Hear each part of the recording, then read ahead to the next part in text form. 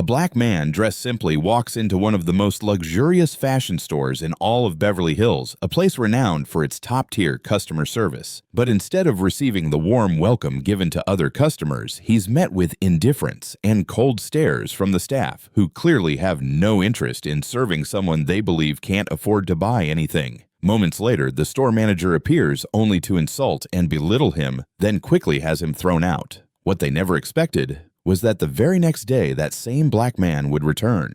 But this time he wasn't wearing simple clothes. He walked in wearing a perfectly tailored suit. And when his true identity was revealed, every employee in the store had no choice but to bow their heads in apology. From that moment on, their futures would never be the same. Malik Everhart stood at the edge of the floor-to-ceiling glass window in his penthouse office 37 stories above downtown Chicago. He was tall, easily over 6'2", with broad shoulders that stretched the seams of his tailored navy shirt. His skin was a rich, deep brown, his jawline sharp and clean-shaven. A faint scar traced the side of his temple, barely visible unless you knew to look for it. His eyes, dark and focused, carried the weight of someone who had seen too much to ever be naive again. The city pulsed beneath him, cars crawling, people rushing, lights flickering like the heartbeat of a place that never truly stopped. His arms were crossed, his shoulders squared, and his eyes calm but sharp, like a man who'd stared into the storm and learned to breathe in it. Behind him, the office was pristine. Dark walnut shelves lined the wall, stacked with carefully curated books, economics, leadership, civil rights, history. A hand-signed photo of Barack Obama sat on the corner of his desk. On the wall to his left, a framed copy of the first sales receipt from Aurora & Company, the luxury brand he built from the ground up. One single belt sold for $89.99 at a flea market stand in Detroit 22 years ago. He didn't smile often, but right now there was a subtle lift at the corner of his mouth, a kind of silent victory only he truly understood. The intercom buzzed. Mr. Everhart came Lauren's voice, his assistant always efficient, always calm. "Board meeting in 20 minutes. I'll be there." Malik replied, his voice low and even. He didn't turn away from the window. For a moment, he closed his eyes. And just like that, he was 6 years old again. It was a Sunday morning in East Detroit. The sound of sirens had already blended into the background of his life by then. His mother, Claudine, stood by the stove flipping pancakes with one hand and soothing baby Marcus with the other. Malik sat on the couch, watching cartoons, still in pajamas, legs swinging. That was the last morning he ever saw his father. A block away outside the liquor store on Hastings and 4th James Everhart was shot twice in the chest, trying to break up a robbery. He died before the ambulance arrived. Malik remembered the way his mother came home, her eyes empty, her lips trembling. She dropped her purse, slid down the wall, and sobbed so hard the neighbors came running. Malik hadn't even asked what happened. He knew. From that day on, the warmth in the house vanished. His mother started working nights at the hospital, mornings at a diner, and weekends cleaning homes. There were weeks when Malik didn't see her face in daylight. He and Marcus had to figure out how to raise themselves. In 3rd grade, he told his teacher he wanted to be a businessman. She laughed, not cruelly, just dismissively. "That's nice," she said, "but maybe try to aim for something realistic. You're good with your hands. Maybe you could work in mechanics." He remembered the heat rising in his cheeks, the way the other kids snickered, the tightness in his throat as he forced a smile. From that moment, Malik stopped telling people what he wanted to become. When he was 14, he started digging through alleyway dumpsters behind downtown office buildings, collecting discarded books and magazines, business journals, old Wall Street reports, self-help paperbacks with torn covers. He brought them home in plastic grocery bags and read by flashlight while his brother snored in the next bed. At 17, he got his first job selling sneakers out of his backpack at school. 2 years later, he bought a sewing machine off Craigslist and started stitching custom belts at night. His first customers were classmates and local barbers who liked something different. By 24, he was renting a stall at the open-air flea market. By 29, he'd launched Aurora & Co. from his mother's garage. By 38, he had stores in 10 cities. Now at 45, he was here. The top floor of a tower with his name on the deed, commanding a staff of over 400 and a brand known for its elegance, precision, and for those who understood its defiance of expectations.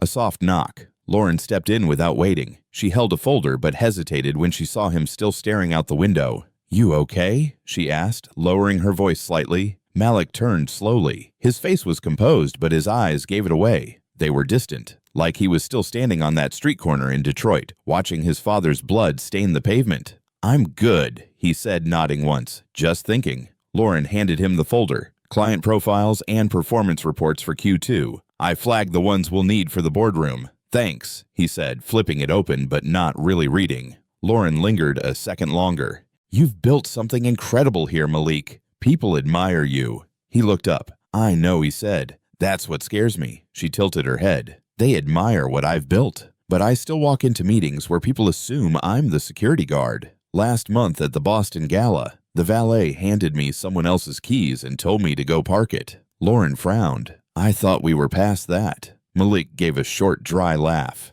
"America's never past anything. It just gets better at hiding it." She didn't argue. She just nodded and left him to his thoughts. The truth was, Malik was proud. He was grateful, but pride and gratitude couldn't erase the scars. They couldn't unteach the lessons carved into his skin from decades of being told what he wasn't. He wasn't what a CEO looked like. He wasn't a natural fit for the luxury market. He wasn't what their clients expected. Malik had heard it all, smiled through it, proved them wrong, again and again. But the most important thing he learned, even at the top, they'd still look at you like you were trying to sneak in the back door. He walked over to his desk, sat down slowly, and tapped the side of the photo of his mother. She was wearing her hospital scrubs in it, standing beside a younger Malik at the opening of his first real store. "She'd be proud," he murmured. He reached for the tablet and pulled up the internal dashboard. The Beverly Hills branch had outperformed expectations. Revenue was up 12% last quarter. The new collection was selling well. Customer satisfaction steady. He narrowed his eyes. It all looked perfect. Too perfect. Something tugged at the back of his mind. A twitch of intuition he'd learned never to ignore. The soft chime of an email notification pierced the quiet hum of Malik's office. He was still standing near the window, his eyes half focused on the cityscape below, but his mind was turning. That whisper of unease he'd felt looking at the quarterly numbers, how Beverly Hills was doing too well, too quietly, hadn't left him since yesterday. He turned back to his desk, tapped the screen of his tablet, and saw the new message. Subject: for Mr. Everhart's eyes only. Please read sender anonymous. His jaw tensed. He'd received anonymous emails before complaints, tips, even threats, but something about the phrasing of this one felt different. He opened it without hesitation. Mr. Everhart, I work at the Beverly Hills location. I won't say who I am because I can't afford to lose my job, but you need to know what's happening here. It's not about numbers, it's about people, about how some people are being treated just because they don't look luxury enough.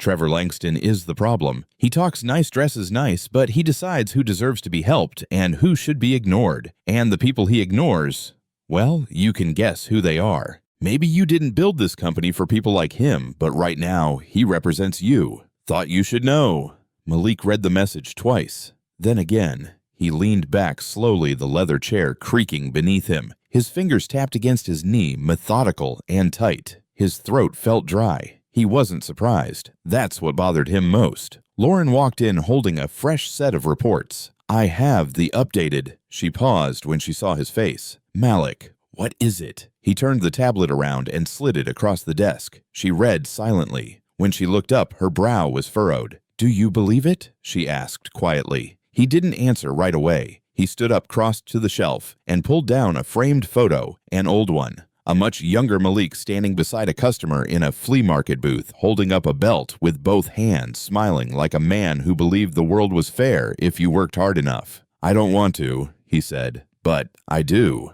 Lauren exhaled. You think it's true? He nodded. I've seen enough to know that people like Trevor don't usually wear it on their sleeve. They wear it in their tone, in who they look past, in who they serve first. He walked to the corner of the room, stared at nothing for a second, then turned back. There's more. He picked up a small stack of papers from the inbox tray. We got a letter from a customer last week. I skimmed it then. I shouldn't have. He unfolded the handwritten letter. The penmanship was shaky, the kind you only see from hands that have lived too long and written too much. Dear Mr. Everhart, I'm 67 years old, a retired Army vet. I saved up for months to buy one of your watches. I walked into your Beverly Hills store with pride in my heart, and your staff looked through me like I was invisible. One of them finally approached, but not to help, just to ask if I knew the prices in this section. I left without saying anything. Didn't want to make a fuss. But I thought you should know what I felt that day wasn't unfamiliar. It brought back too many old memories. Lauren's eyes darkened. Malik folded the letter again, slower this time. Who else saw this, she asked. No one, he said. And that was my mistake. She hesitated, then spoke carefully. We get hundreds of letters and emails a week. How do we know this isn't an isolated incident? He opened a browser tab, pulled up a link from his saved alerts, and pressed play on a TikTok video. A shaky camera caught the interior of the Beverly Hills store. In the frame, a well-dressed white woman was being helped by two associates, smiling, chatty-friendly. Beside her stood a black woman, likely in her 40s, holding a handbag and looking around awkwardly. For over 40 seconds, no one spoke to her. She wasn't addressed, wasn't looked at, wasn't acknowledged. She eventually set the bag down and walked out. The clip ended there. Malik's voice was low. This video has over 2 million views, and not a single member of our team flagged it. Lauren sat down, slowly. That's not a good sign, she said. No, Malik replied. It's not. Later that evening, Malik requested a full file on Trevor Langston. Trevor had been hired 4 years ago, Ivy League MBA. Previously worked at a high-end boutique in Manhattan. Clean record, polished image, sales up 27% since taking over the Beverly Hills branch. No complaints formally filed. And yet, Malik clicked through employee surveys. In the section titled, How Respected Do You Feel at Work?, Beverly Hills scored consistently lower than every other branch, particularly among Black, Latino, and Asian employees. He kept reading. One anonymous comment stood out. Leadership here only sees you if you look the part. They don't call it racism, they call it customer alignment. But I see the difference. Every day. Trevor Langston. Malik closed his eyes and pictured him. Tall, early 40s. Perfect skin, always clean-shaven. Italian suits, no tie. Knew just how to smile without showing teeth. Said sir and ma'am to everyone but never with warmth. A man who could charm a room while mentally drawing lines around who belonged in it. Polite, profitable, and poisoned. The next morning, Malik came in early. No music, no lights but his desk lamp. He stood at the window again, this time not looking at the city, but through it. His phone buzzed. Lauren again. Morning. Just checking. Do you want to respond to that anonymous email? Malik replied calmly. Not yet. Okay. Anything I should prep? There was a long pause. Then Malik spoke. Get me a flight to L.A. tomorrow. I'm going to Beverly Hills. Malik Everhart stood in front of his full-length mirror, dressed like he hadn't been in over 2 decades. A faded gray hoodie, jeans that were a little too baggy, cheap sneakers he'd grabbed from a discount store just outside LAX. He rubbed his hand across his jawline. A thin layer of stubble scratched under his palm. He'd deliberately skipped shaving that morning. His skin looked a little more tired in the harsh hotel lighting, and that was good. The point was to look like someone people wouldn't expect to spend $5,000 on a leather bag. He took a breath and stared at himself for a long moment. He didn't look like a CEO, and that was the point. He zipped up the hoodie halfway and pulled the hood slightly forward enough to cast a faint shadow over his eyes. He stared into the mirror again, not as Malik Everhart, the man who had Forbes covers and Wall Street Journal interviews, but as just another black man walking into a luxury boutique. He muttered, almost bitterly, "Let's see how invisible I am this time." The Beverly Hills store was tucked neatly between a Cartier and a high-end espresso bar. Wide glass panels framed the store's golden-lit interior, the marble floors gleaming like polished bone. From the sidewalk, the store screamed perfection, elegance, exclusivity. As Malik approached the doors, his shoulders instinctively straightened, not in pride, just defense. He reached for the handle. A security guard standing by the door subtly shifted. Malik caught the motion. The man didn't say anything, but he looked, head to toe. A quick scan, slight frown. That look. Malik had seen it 1,000 times in his youth, in banks, in elevators, in restaurants. It said, "You don't belong here, and I'm ready if you try anything."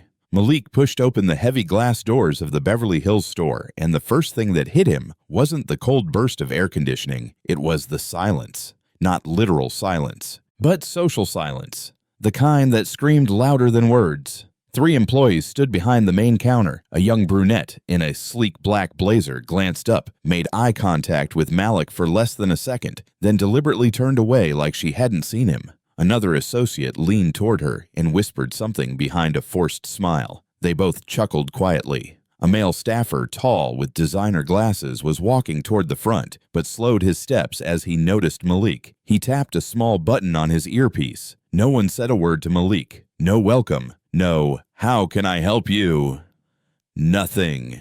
It wasn't accidental. It was coordinated indifference, the kind that people of color recognized immediately. He let it sit for a second, let the weight of being ignored sink in again. He could feel the eyes following him not with curiosity, but with suspicion. One of the women behind the counter subtly moved her handbag from the edge of the desk to behind her leg. Malik walked past the front display headed straight for the leather goods section. He knew where it was. He'd helped design this layout himself 2 years ago. He slowed at a shelf with bags arranged like art pieces. Minimalist lighting, matte finish. The price tag on the nearest one read $450. He reached out and lifted it slightly. The leather was soft Italian calfskin, one of their newer imports. Malik had personally approved the material 6 months ago. He reached out and picked up one of the bags, turned it in his hand. He didn't need to read the specs. He knew them by heart. It was his design, but he handled it like a customer seeing it for the first time. From the corner of his eye, he saw her, the woman in the black blazer, turning her head to glance at him. Her face tightened. She nudged the man with glasses and nodded toward Malik. He sighed, straightened his tie, and started walking toward him. But he didn't make it. Someone else got there first. Trevor Langston. Trevor emerged from the back hallway like a man walking into a press conference, confident, calculated, in control. He moved with the easy arrogance of someone who believed the room belonged to him.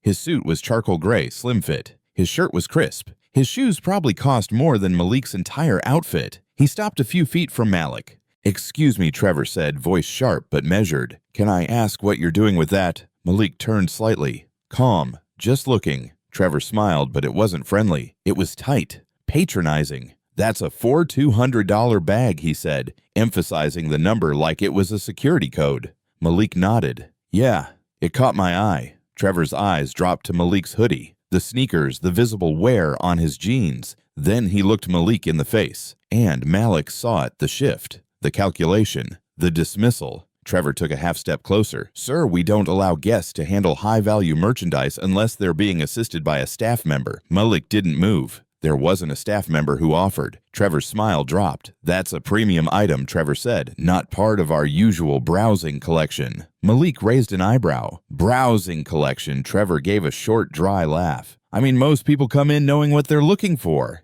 This line's a little out of reach for casual visitors." There was silence for a second. Malik raised an eyebrow. "Are you saying I'm not allowed to hold it?" "I'm saying," Trevor said slowly, like talking to a child, "that we've had issues with people coming in, taking photos for social media, pretending like they belong here. We don't allow that." Malik's pulse ticked faster in his neck. "I'm not taking photos," he said evenly. Trevor tilted his head. His voice dropped in tone, quieter, sharper, crueler. "Look, man, you're clearly not shopping. You're wasting my time. If you want to browse, there's a Macy's 2 blocks down." The insult landed like a punch. Malik set the bag back down carefully, gently. "I said I'm just looking," he said quietly. Trevor stepped forward, closing the gap slightly. His arms crossed. "We're not a tourist stop," he said. "And frankly, if you're not buying, I'd prefer you didn't handle the merchandise." Malik stared at him. His mind wasn't in the store anymore. It was in 1994, outside a corner store in Detroit. He was 14. The clerk followed him down every aisle. When Malik finally walked out with a single pack of gum, the man still demanded to see his pockets,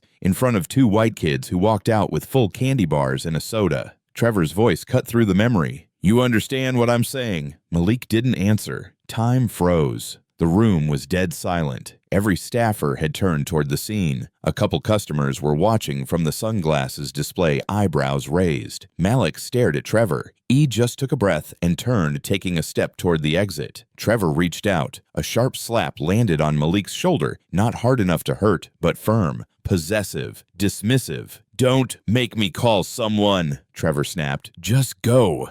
Malik stood there, frozen. He didn't flinch, didn't turn around. Not because he wasn't angry, but because he was. Too much. If he opened his mouth now, he wouldn't be able to control it. Trevor exhaled as if annoyed. "Jesus," he muttered. Then louder, Come on, man. You think I don't know what this is? Every week we get folks like you wandering in, trying to flex. Instagram it. But this isn't for show. This is for serious buyers. A woman near the register turned her head. One of the sales associates whispered something. Malik slowly turned back to Trevor. His voice was calm, dead steady. You're making a mistake. Trevor laughed. No, I'm making a choice, and I'm choosing to keep this store safe for the real clientele. Malik nodded, just once. Then he walked out. Outside, the California sun hit his face like a spotlight. He kept walking, block after block. No destination, just space. Inside his chest, something cracked. Not because it was new, but because it was old. So old it had scarred over, and now someone had reached in and ripped it back open. He stopped at a bench near the corner of Wilshire and La Cienega, sat down. His hands trembled not from fear, but from rage, controlled rage. He looked down at them, large, steady hands, the same hands that had signed million-dollar deals, that had shook hands with senator CEOs and celebrities, the hands that built a brand from zero, that had written checks to pay salaries for over 400 people, and somehow today those hands weren't good enough to hold a bag in a store he owned. He exhaled slowly. Then he pulled out his phone, scrolled to a name in his contacts. Lauren, exec assistant. He typed, cancel all afternoon meetings. I'm extending my stay. Tell legal I want a full HR file on Trevor Langston, unredacted, and send me the floor plans for the Beverly Hills location. He hit send, then looked up. The sun was still shining, but everything inside Malik had changed. 1 week after Malik walked out of the Beverly Hills store, humiliated, burning inside, Trevor Langston was running the place like a man who had just dodged a bullet. He didn't know the man he'd thrown out was the CEO. He didn't recognize Malik without the tailored suits and polished shoes. To Trevor, that customer had just been another black man wasting time touching things he couldn't afford. And now Trevor felt more confident than ever in his methods. Behind the counter that morning, he called a quick team huddle. The store hadn't opened yet. Jazz music played low over the speakers. Sunlight cut through the glass doors, hitting the marble floors like stage lights. Trevor stood with arms crossed, perfectly centered, a small grin on his lips. All right. He began scanning the faces in front of him. 4 associates, 1 floor lead, and the new girl Simone, fresh from the Dallas location. You all know we're in Q3. It's game time. And I want to make sure we're maximizing time and profit. That means no wasted effort. You see a customer walk in and they look like a sale, go for it. Prioritize. Angela, a senior associate, furrowed her brow. Define look like a sale, Trevor. He chuckled, light and dismissive. You know what I mean. High-end clients. Polished. Designer ready. No offense, but we've had a little too much window shopping lately. Simone shifted her weight. She noticed how Angela didn't reply, just looked away. Trevor continued, if someone comes in wearing Jordans and a hoodie, don't jump. If they're serious, they'll ask. If they don't, keep your attention on the people who actually matter. He clapped once. Let's have a strong day. Yeah. Nobody spoke. They just dispersed. Simone lingered. Mr. Langston, she asked, voice soft but clear. He turned. She hesitated, then asked, what if someone who doesn't look the part ends up being a real buyer? Trevor smiled. This time, it didn't reach his eyes. Then that's on them.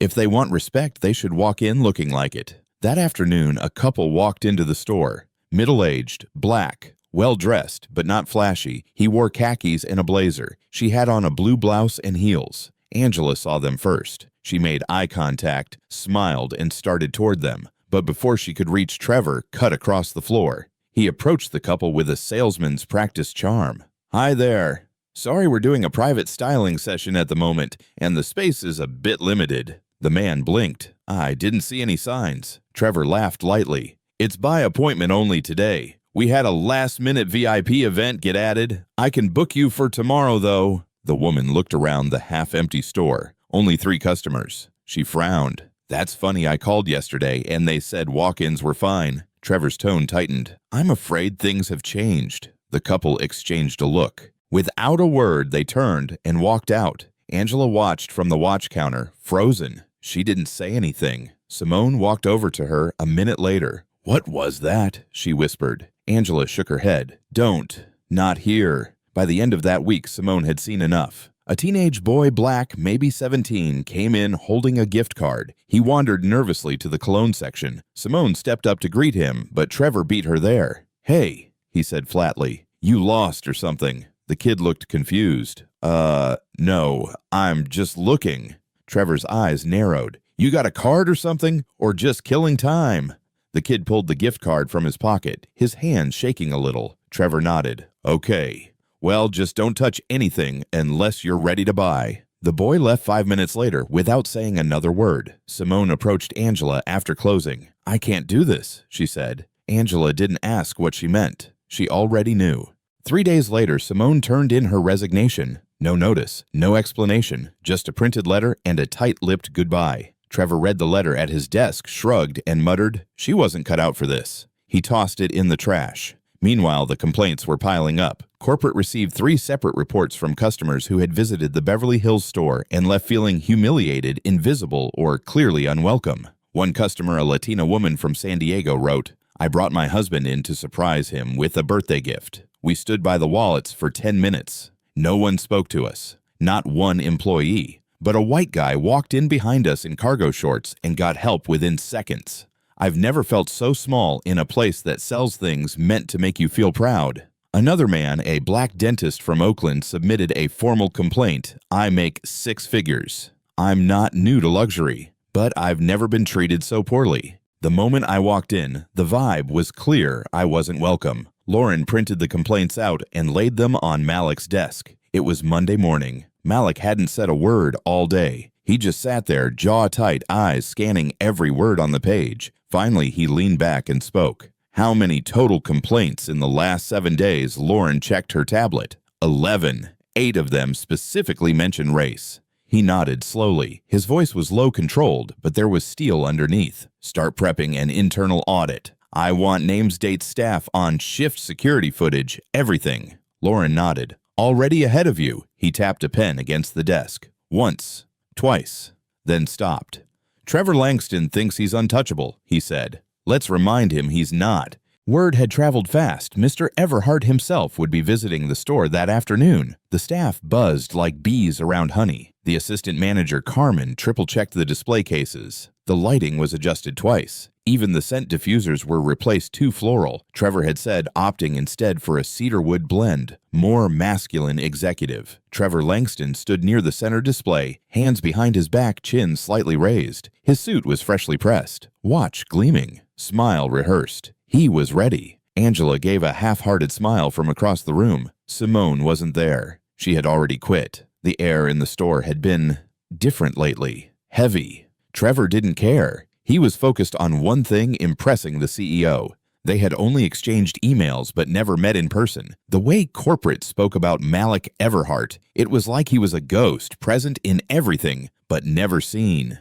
That was about to change. Trevor rehearsed his opening in his mind. "Welcome, sir. We're honored to finally have you here." Something like that. Maybe mention the revenue bump. Maybe casually reference the celebrity client who'd stopped by last week. The front doors swung open, and then the entire room changed. Malik stepped in, moving slowly but deliberately. He wore a deep blue tailored suit with a crisp white shirt, no tie. His black dress shoes were polished to a mirror finish. His shoulders were squared, his chin lifted, and his eyes scanned the room with the precision of someone who already knew where everything and everyone stood. Every employee froze. The associate closest to the door stepped back involuntarily, as if sensing something powerful had entered. 2 staffers who had been whispering near the accessory wall straightened up instantly. Trevor spotted Malik and smiled big. He walked quickly toward him, hand outstretched, the host of a party who assumed all his guests adored him.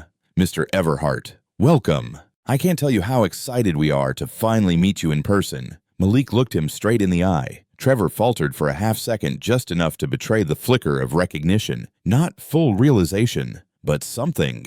Malik shook his hand briefly. Firm grip, one shake. "I wanted to stop by unannounced," he said. "Get a feel for how this store operates on a regular day." Trevor nodded eagerly. "Of course. Always happy to show you around. We've had a strong quarter. Client retention is up, and we're on pace to exceed our projections." "I saw the numbers," Malik said, eyes scanning the room. "But numbers only tell part of the story." Trevor's smile stiffened. Yes, absolutely. Culture matters too.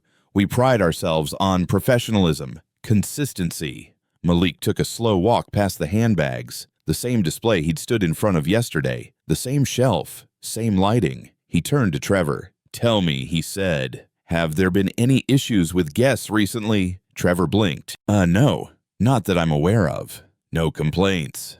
Trevor shifted slightly. "Occasionally we get difficult visitors, but nothing out of the ordinary. We try to handle it with discretion." Malik nodded, then stopped walking. He turned back to the leather bag he had touched yesterday, the same one Trevor had tried to snatch from his hands. He picked it up again, looked at it thoughtfully. Trevor's voice lowered, cautious now. "Is everything all right, sir?" Malik looked at him. Straight, cold, calm. "No," he said. Trevor's smile dropped. I'm not sure what you mean." Malik placed the bag back on the shelf and folded his hands in front of him. "I came into this store 4 days ago," he said. Trevor nodded, smile faltering slightly. "Oh, I wasn't made aware." "You wouldn't have been." Malik cut in. "I didn't announce myself. I walked in wearing a hoodie, jeans, old sneakers." Trevor's face started to shift. His smile froze in place. "I picked up one of those bags," Malik said, pointing.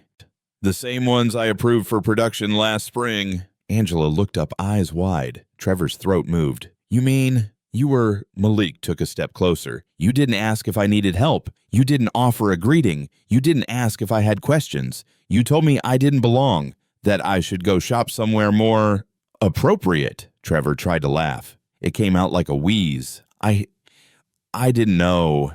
"If I had known who you were," Malik's voice turned sharp. "That's the problem, Trevor." The entire room was silent. Customers near the back had stopped browsing. One of them pulled out a phone and subtly started recording. "You think respect is something you give based on what someone looks like, based on the clothes they wear, the color of their skin." Trevor shook his head, quickly trying to recover. "I didn't mean—" "You meant every word," Malik said, cutting him off again. "And you didn't stop there. Since that day, you've turned this store into a club that only accepts who you think is worthy. You've humiliated customers. You've pushed out a talented new hire. You've made this place toxic." Trevor's voice trembled now. I made a mistake, okay? I'm sorry. I didn't realize." "You don't have to realize who someone is to treat them like a human being," Malik snapped. His tone wasn't raised, but it was sharp enough to make Trevor flinch. Malik turned to the staff. "Everybody listen up." The associates froze. A few moved closer. "I want every employee here to hear this. I walked into this store as a customer. I was judged, dismissed, shoved out like I was a threat, all because I didn't fit someone's idea of what wealth or worth looks like." He paused. Trevor stood still, hands clenched at his sides, the color drained from his face. Malik faced him again.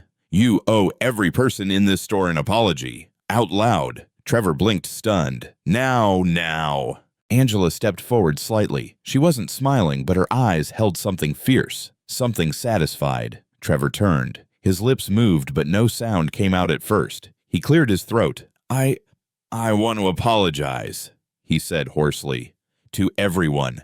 I let my biases affect how I treated people. I judged customers unfairly. I created an environment that was exclusionary. I was wrong."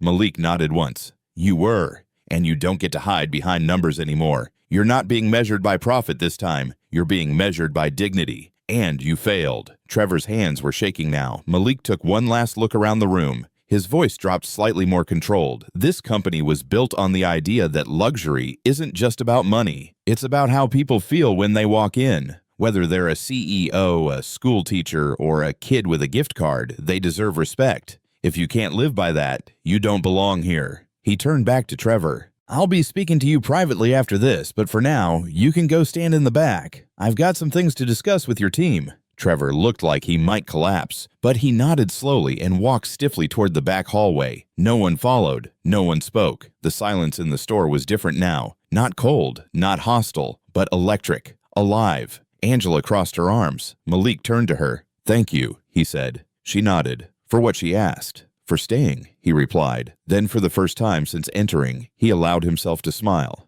Just a little. The office in the back of the Beverly Hills store was small and windowless. It had been built for storage, not confrontation. Trevor sat on the edge of a cheap faux leather chair, shoulders stiff, eyes darting between the tiled floor and the man across from him. Malik Everhart leaned back, legs crossed, fingers steepled together in front of his chin. He didn't raise his voice. He didn't fidget. His gaze was level, controlled, cold, but not cruel. Trevor's suit jacket was off. His tie had been loosened. His hands, once so practiced in gesturing with authority, were now folded awkwardly in his lap. He had nothing left to say. "I'm not going to fire you," Malik said. The words hit harder than a termination might have. Trevor blinked, unsure if he misheard. Sorry." Malik leaned forward, elbows on the desk. "You heard me. You're staying." Trevor's shoulders dropped half an inch in what could have been relief until Malik continued. "But you're not staying as the manager. Starting tomorrow, you'll be a floor associate. Front of house." Trevor stiffened. "Sir, you will greet every single customer who walks through that door." Malik said, voice sharp now. "You will smile. You will offer help. You will ask questions and listen. And you will do it regardless of what they look like, what they wear, or whether you think they belong here." Trevor's lips parted, but nothing came out. "I don't care if they walk in wearing sweats and slippers or a three-piece suit," Malik went on. "You will treat them like they have every right to be here because they do." Trevor exhaled shakily. "And if I don't," Malik didn't blink, "if I get a single complaint about your behavior, I will personally blacklist you from every major luxury brand from coast to coast. Your name won't just be off the payroll here. It'll be off the table everywhere." He let the words hang for a beat. Trevor swallowed. "Hard. I understand," he said finally. Malik tilted his head. "I'm not sure you do." Trevor looked up, confusion and panic surfacing in his eyes. "This isn't punishment," Malik said. "This is education. You need to understand what it means to serve not from a position of power, but from a place of humility. You need to feel what it's like to earn someone's trust when you've lost it." He stood, slowly walked around the desk and stopped just in front of Trevor. "I'm giving you the chance to become a better man," Malik said. "Don't waste it." The next morning, Trevor stood by the front entrance of the store in a basic staff uniform. No tailored jacket, no designer shoes, no clipboard or back office reports. Just him, a name tag, and a script in his head that he tried not to mess up. "Welcome in. Let me know if I can help you with anything today." His voice cracked slightly the first time. The customer, a young black woman in sweatpants, smiled politely and walked past him. Trevor exhaled. The second person was a white guy in flip-flops and a Patagonia fleece. Trevor repeated the greeting. The man nodded and kept moving. It went like that all morning.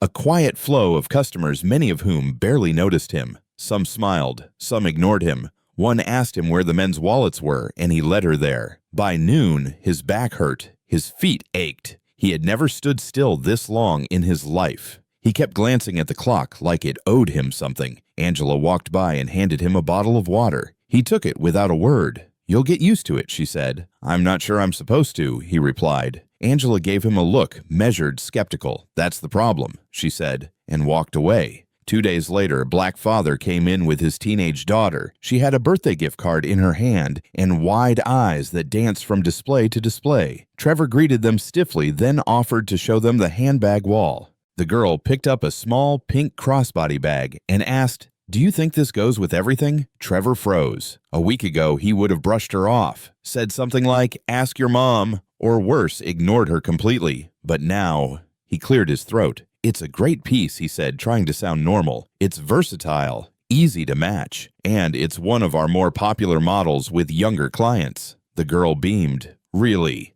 Trevor nodded. She bought the bag. As they walked out, the father gave Trevor a look, not warm, not cold, just measured. Trevor couldn't meet it for long. By the end of the first week, Trevor had stopped glancing at the clock so much. He still hated the ache in his feet. Still hated being the one ignored by customers who barely saw him as more than furniture. But he was starting to understand something. This was what it felt like, to be invisible, to be judged before being heard, to be tolerated, not welcomed. It stung, more than he expected. At the end of week 2, Malik dropped in unannounced. He didn't walk in with a suit this time. He wore jeans and a polo shirt. Nothing flashy. He looked like any other customer. Trevor didn't recognize him at first. He greeted him like anyone else. "Welcome in. Let me know if you need anything." Malik gave him a look. Calm, appraising. "I'm just browsing," he said. He walked through the store slow and deliberate. He stopped at the accessories wall, looked at a belt. Trevor stood nearby silently watching, unsure if he should say more. Finally, Malik turned back to him.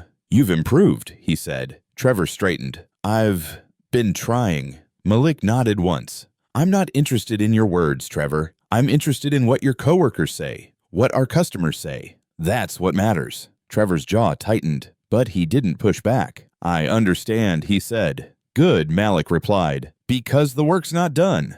By the third week, the team had started warming up slowly. Angela stopped glaring. The newer staff began to greet Trevor instead of walking past him. The air in the store felt lighter. Less like a hierarchy, more like a team. Trevor still made mistakes, missed a cue, hesitated with a customer who didn't look the part. But when he caught himself, he corrected it. Not because someone was watching, but because he had finally started to see people, really see them. At the end of the month, Malik returned. This time, he didn't say anything. He watched from the side, arms crossed, as Trevor helped a middle-aged black woman pick out a wallet for her son's graduation. He was patient, attentive, quiet when he needed to be. He let her speak. He didn't talk over her, he didn't rush her, he just helped. Malik turned to Angela, who had been watching too. "You believe it?" he asked. Angela considered. "He's learning," she said. "He's not there yet, but he's not who he was." Malik nodded. "That's all I needed to hear." Trevor stood behind the front desk, adjusting his collar for the third time in 5 minutes. The uniform shirt still felt foreign on his back, not because of the fabric, but because of what it represented: a fall from control, from authority, from being the man who used to give orders to the one now taking them. He caught his reflection in the glass and barely recognized himself. No jacket, no smug expression, just a tired man trying to pretend like he knew what he was doing. It had been 3 weeks since Malik turned the tables on him. 3 weeks of floor duty, 3 weeks of swallowing his pride, 3 weeks of smiling at strangers and being ignored in return.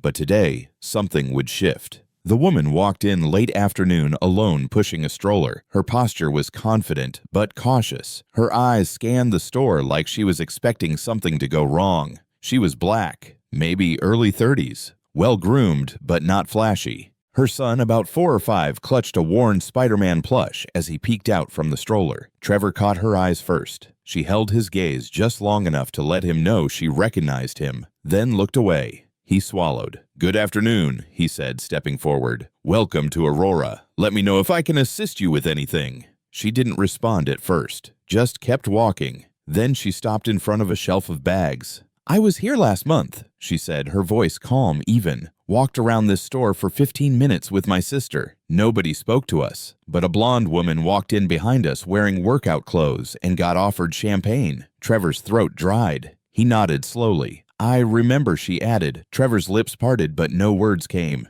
She turned toward him. "Do you?" He did. He didn't remember her name, but he remembered her earrings. Gold hoops. He'd noticed them, judged them as too casual for the store's aesthetic, then made a note to avoid her and her sister unless they asked for help. Now she was standing in front of him, holding her child's hand, waiting for something more than a rehearsed smile. "I'm sorry," Trevor said quietly. Her expression didn't soften. For what she asked, Trevor took a breath. "For judging you, for assuming, for not doing my job the way I should have." She studied him. "That supposed to fix it?" she asked. He shook his head. "No."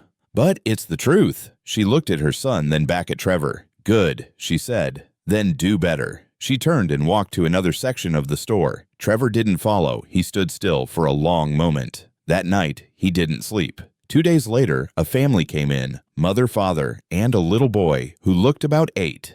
All 3 were black. The boy wore a backpack covered in superhero patches and sneakers that lit up when he walked. Trevor knelt down to straighten a display, and when he looked up, the boy was staring at him. Like, really staring. "Hi there, Trevor," said, forcing a smile. The boy didn't smile back. "Are you the guy who didn't like people like us?" the boy asked suddenly. Trevor froze. The parents were still talking to an associate on the other side of the room, out of earshot. He looked back at the boy.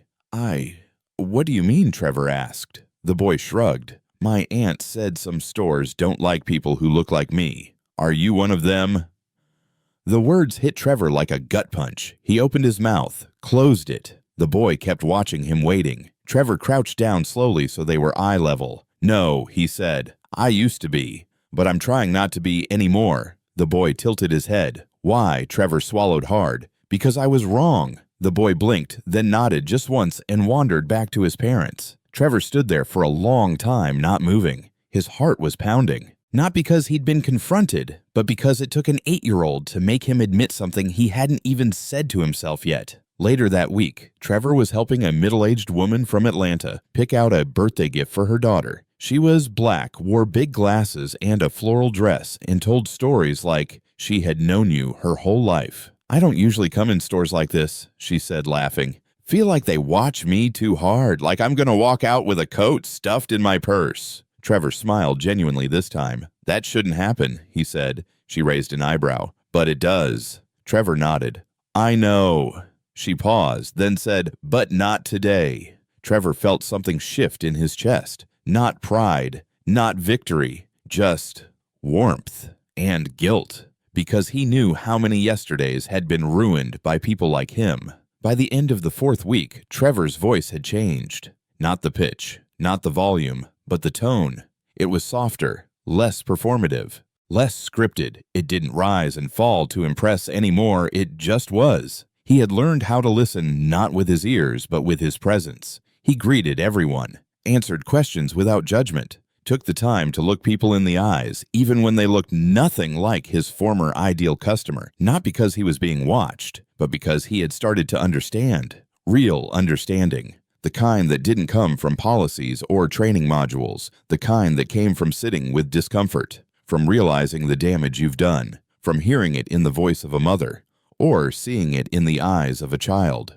On the final day of his reassignment, Malik returned. This time he didn't wear a suit. He wore jean sneakers and a black hoodie. He walked through the store quietly, letting Trevor spot him. Trevor froze. He walked over. "Mr. Everhart," he said. Malik looked him over. Trevor stood up straight. Not stiff, just steady. "I'm still learning," Trevor said, "but I'm not who I was." Malik studied his face for a long moment, then nodded. "Good," he said, "because this job, this company, it's not about who you think people are. It's about who they are when they walk through that door, and what you make them feel when they do." Trevor nodded. "I get that now." Malik didn't smile, but his voice was calm. "We'll see." The Aurora and Cobating company-wide Zoom meeting had never seen this many faces before. Grid after grid filled the screen. Store managers' floor, associates, customer service reps, regional leads. Some were sitting at home in kitchen chairs. Others were in break rooms, propping their phones up against water bottles. A few had the Aurora name tag still clipped to their shirts. Dozens of cities, hundreds of miles apart, connected by a single signal. At the top of the screen was Malik Everhart seated in his office, dressed not in a suit, but a simple white shirt. No background blur, no corporate filters, just him lit by the late afternoon sun, cutting through his tall office window. He let the silence settle for a moment. Then he leaned toward the camera. "Thank you all for showing up," he said. "I asked for this meeting not because I wanted to talk, but because I want to listen. We've had a hard month. But it wasn't hard because the truth came out. It was hard because we had ignored it for too long." No one interrupted. Malik continued. "Today isn't about covering numbers. It's about what's underneath those numbers. The people, the ones who wear this logo every day. If you've experienced something in our stores, something that made you feel less than you have the floor." He sat back. The chat stayed quiet for a beat. Then a small window blinked. Chris, Atlanta, unmuted. Chris appeared, a black man in his late 20s in a hoodie with the company logo. "I've been with Aurora for 3 years, he began. "And most of the time, I love it. But there've been days. Man, there've been days I went home tight in the chest." His voice didn't shake, but it was tired. "There's a client who comes into our store once a month. Always asks for someone else if I walk up first. Says I look too urban to understand taste." A few heads nodded across the screen. "I told my manager once. He told me to play the long game, said we couldn't afford to lose VIP clients, so I stopped reporting it." Malik nodded once. "Thank you for sharing that," he said. Then another voice. "Rhea, Seattle, an Indian-American woman, maybe mid-30s. She wore a scarf around her shoulders and sat near what looked like a baby's crib. I had a customer ask if I was allowed to handle the jewelry because he thought I was new. I've been at this company longer than anyone on my team. I train the new hires. But because of my accent, they think I'm not from here." She swallowed. "The worst part, I started apologizing before they complained, like I had to prove I belonged." The screen was quiet. Someone exhaled audibly. Ria's voice cracked. "I almost quit last year, but I needed the health insurance for my daughter." Malik leaned forward slightly, his hands clasped. "I'm so sorry that happened. You deserved better." She nodded. "I just didn't think anyone cared." Then came a third voice, this time from Jorge, Miami. His camera was off, but his voice was clear. "I've seen coworkers make jokes in the back room about accents, about skin, about people who don't tip or don't belong. They say it quiet or when managers aren't around, but it stays with you." He paused. "And I've laughed before, because I didn't want to be the guy who always speaks up. I didn't want to be the problem. But I'm realizing now if I stay quiet, I am the problem." A few people unmuted just to say thank you. Jorge continued, "I don't want to be silent anymore." Yet Malik let the stories breathe. He didn't rush. He didn't jump in to fix. He just listened. And then something unexpected happened. Candace unmuted. Her name appeared, Candace Ford, HR director. Her camera turned on. She sat in a simple home office, glasses off, face raw. "Can I say something?" she asked. Malik nodded. "Of course." She adjusted her seat, then looked straight at the screen. "I've worked here 10 years, she said. Started as a trainer, worked my way into leadership. And for most of that time, I believed I was doing right by our team." Her voice started to tremble, but the truth is, I wasn't listening closely enough. I thought diversity was a numbers game. I thought fairness meant policies on paper. I didn't ask what people felt. I assumed. She covered her mouth for a second, then lowered her hand, blinking fast. "There were days I wondered if the executives actually knew what happened on the floor. And now that I know you do," she looked at Malik, her eyes glassy. "I can't explain how much that means. We've needed this for a long time." The chat exploded with "Thank you, Candace. That took courage. You're not alone." Malik spoke gently. "I appreciate you saying that. And I want to make one thing clear. This is not a one-time meeting. This is a beginning." He clicked to share his screen. A slide came up. It was simple. The Real Equality Program. Respect, accountability, equity, listening. "This will be our next chapter," Malik said. "It won't just be a training module. It will be embedded into hiring, into promotion decisions, into how we measure performance. If you're a leader at Aurora, how you treat people will matter just as much as how much you sell." He took a breath. No more silent backrooms. No more excuses for biased clients. No more fear that speaking up means getting pushed out. "We are rebuilding this culture from the inside." A woman in New Jersey wiped her eyes. A man in Denver leaned forward and whispered, "Finally." Near the bottom of the screen, a small video frame showed Trevor Langston sitting in a dim corner of the Beverly Hills office. He hadn't spoken the whole time. He hadn't needed to, but his eyes were locked on the screen.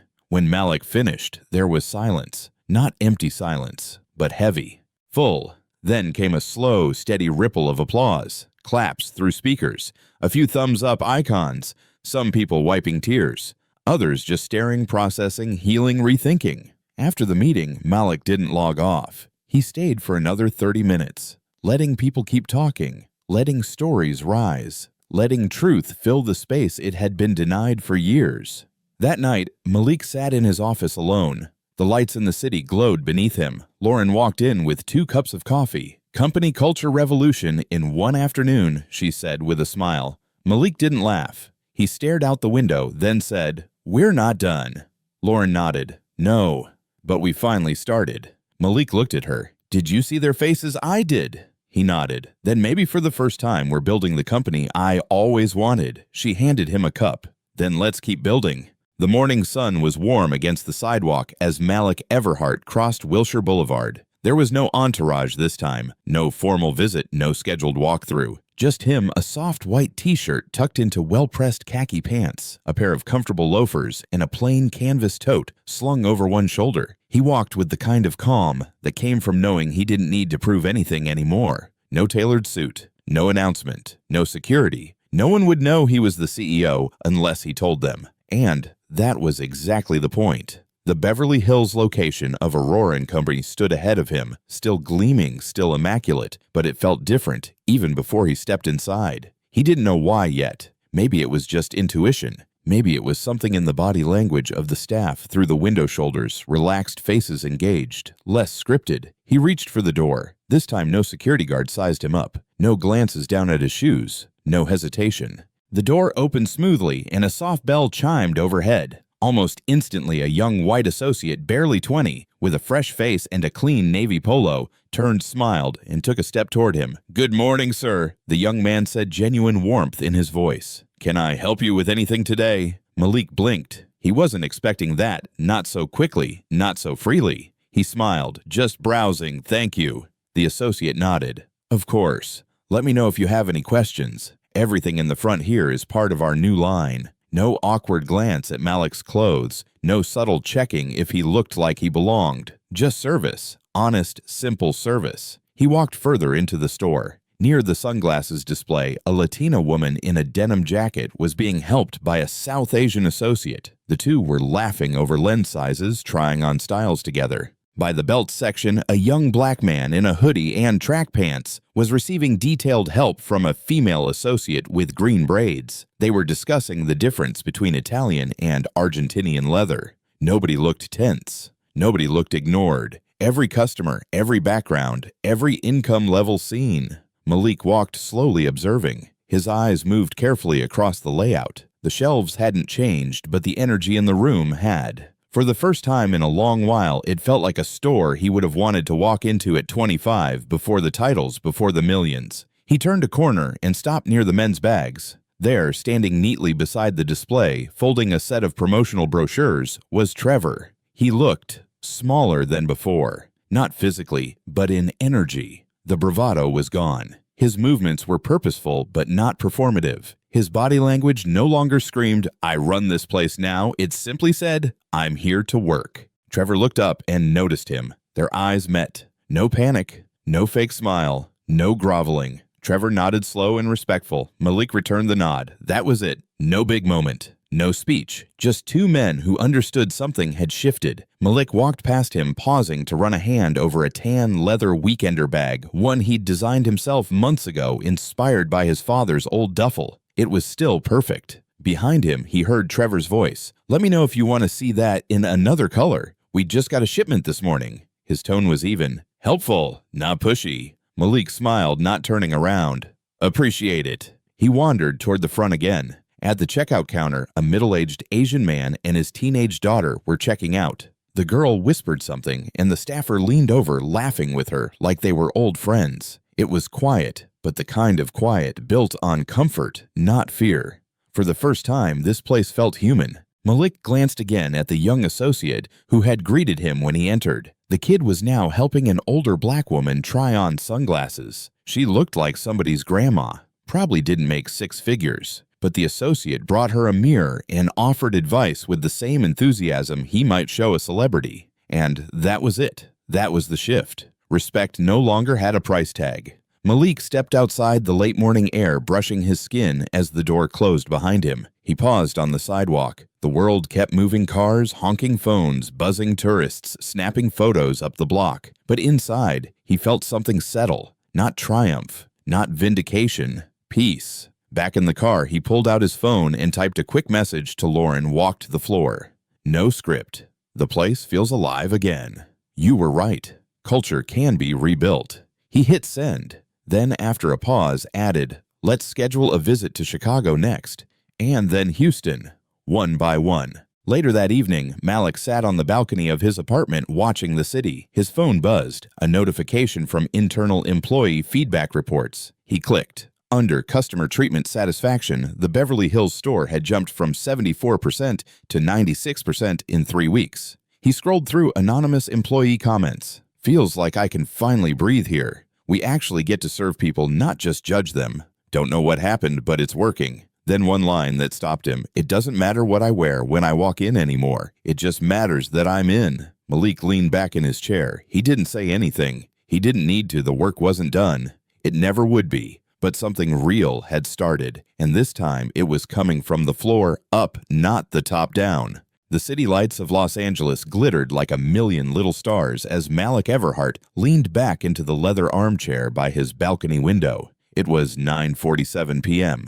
The penthouse was quiet, except for the low hum of jazz coming from the kitchen speaker. A single floor lamp cast a soft glow across the glass coffee table, where a mug of untouched tea sat cooling. Malik's laptop rested on his knees. The screen displayed an open email from Candace Ford. Subject Q4 report. Final update on equity metrics. He exhaled slowly, clicked the message open, and began to read. Malik, as of this week, the company-wide Real Equality Initiative has been active across all locations for 90 days. I thought you'd like to see this. Complaint reports referencing racial bias have dropped 89% since we began implementation.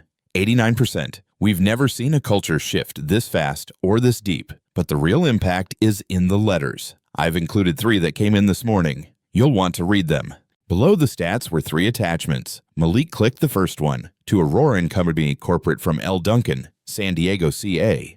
I've shopped at your stores before, but this week, something felt different. I'm a black woman in my 50s. I've been treated like I didn't belong more times than I can count. But this week, a young man greeted me by name, offered to hold my coat, asked me what I was celebrating, and for the first time in a long time, I didn't feel like I was interrupting someone else's world. I felt like I was supposed to be there. Whoever made that happen, thank you. You made me feel worthy. LD. Malik stopped, his eyes resting on the last line. You made me feel worthy. He leaned back in the chair, his hand resting on his chin. For a moment, nothing else mattered. Not the projections, not the board pressure, not the whispers that told him early on a black man didn't belong in luxury retail. Not tonight. He opened the second letter. From Anonymous.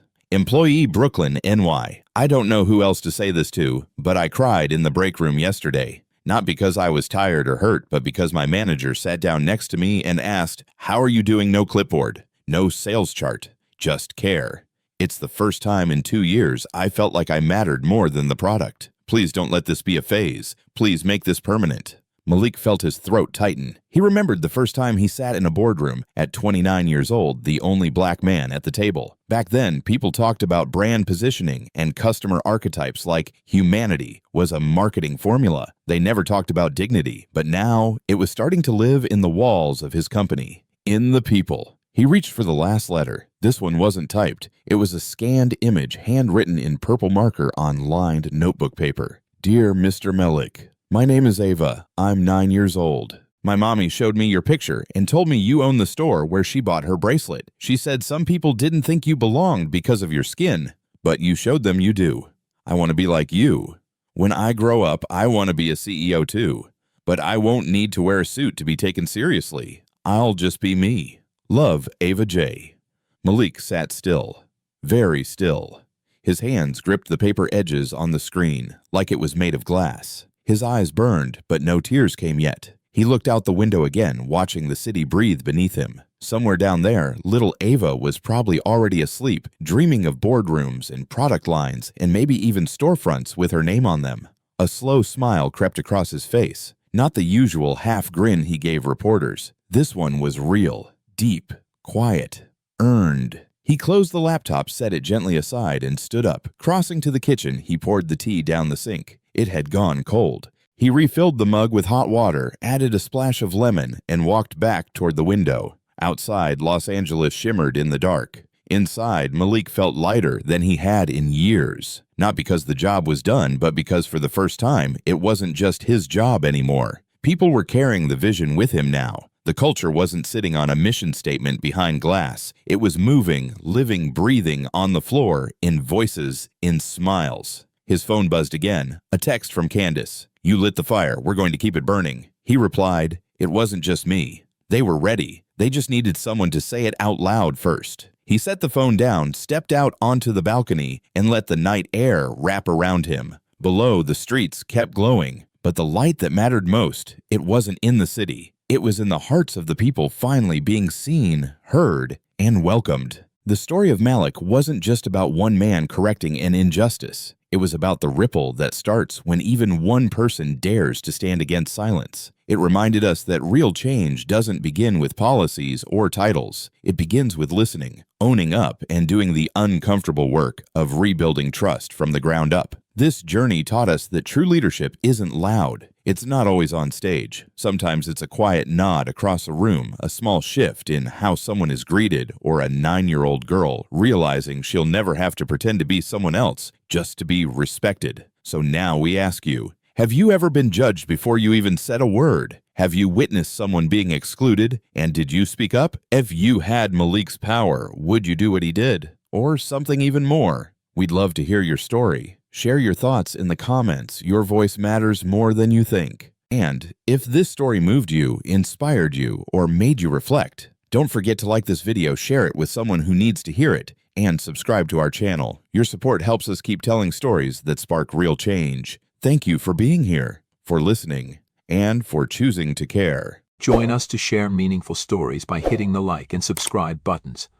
Don't forget to turn on the notification bell to start your day with profound lessons and heartfelt empathy.